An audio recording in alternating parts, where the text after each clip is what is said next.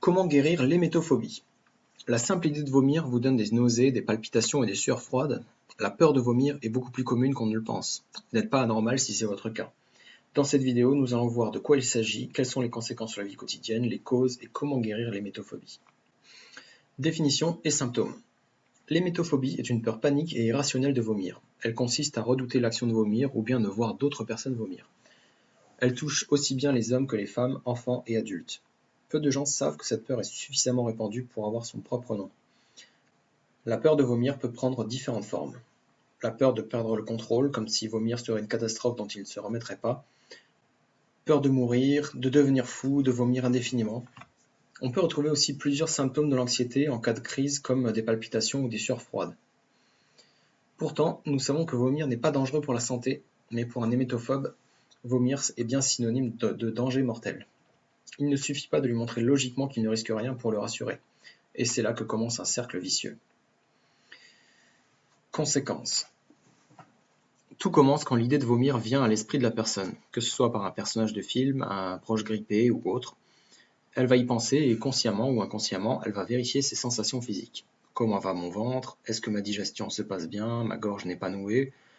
Ai-je un goût bizarre dans la bouche? Des relents ou des reflux? À force, elle finit par se convaincre que l'acte de vomir devient possible. À ce moment-là, c'est la panique.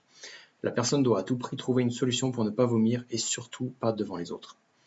Et les techniques pour se protéger sont infinies. Elle peut par exemple quitter son travail plus tôt, ne pas consommer d'aliments réputés difficiles à digérer, plus d'alcool, éviter les restaurants, sauter un repas, éviter les toilettes, ne plus prendre la voiture, le bateau, l'avion, se tenir à distance des personnes possiblement malades, ne plus cracher, développer une hygiène excessive contre les maladies.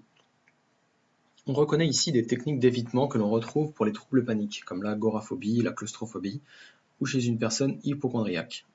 À la différence que l'attention sera dirigée sur l'estomac et la gorge plutôt que sur le cœur, le cerveau ou la poitrine. Et ces comportements n'ont pas de limite. Une personne souffrant d'hémétophobie confie « Au restaurant, je ne peux manger que des petites quantités, et c'est pour ça que je prends des menus enfants. Et je fais toujours goûter mon assiette à mon mari au cas où un aliment ne serait pas digeste. » Cette peur de vomir peut même aller jusqu'au refus de s'alimenter et aller jusqu'à l'anorexie, par peur de tomber malade ou de vomir. On comprend qu'une vie normale est impossible dans ces conditions. Mais d'où vient cette peur? Le plus souvent, l'hémétophobie est causée par un traumatisme durant l'enfance qui aurait associé l'action de vomir et l'idée de mort. Cela dit, il n'est pas indispensable de trouver cette cause pour trouver comment guérir l'hémétophobie. Voyons comment faire et ne pas faire. Premièrement, les solutions qui ne fonctionnent pas. Quand on y pense, cette peur peut paraître ridicule, mais il ne faut pas se blâmer, il n'y a pas de honte à avoir peur. Et n'en voulez pas aux gens qui ne vous comprennent pas. Ne cherchez pas à les convaincre, vous n'avez pas besoin de problèmes supplémentaires. Autre erreur, chercher à refouler sa peur ou s'empêcher d'y penser. Cette technique a malheureusement l'effet inverse. Si vous cherchez à enfouir votre peur, elle reviendra plus tard et plus forte. Les stratégies d'évitement et autres rituels sont à bannir. Ils rendent la peur plus supportable mais sans la guérir. C'est comme ça que l'hémétophobie peut durer toute une partie de la vie. Alors que faire? Solution. Pour guérir, ce n'est pas l'action de vomir qu'il faut empêcher, mais bien la peur de vomir. On l'a vu, vomir n'est pas dangereux en soi, c'est la peur seule qui déclenche les symptômes physiques. Et pour la désactiver, il faut d'une part l'accepter et ensuite s'y exposer.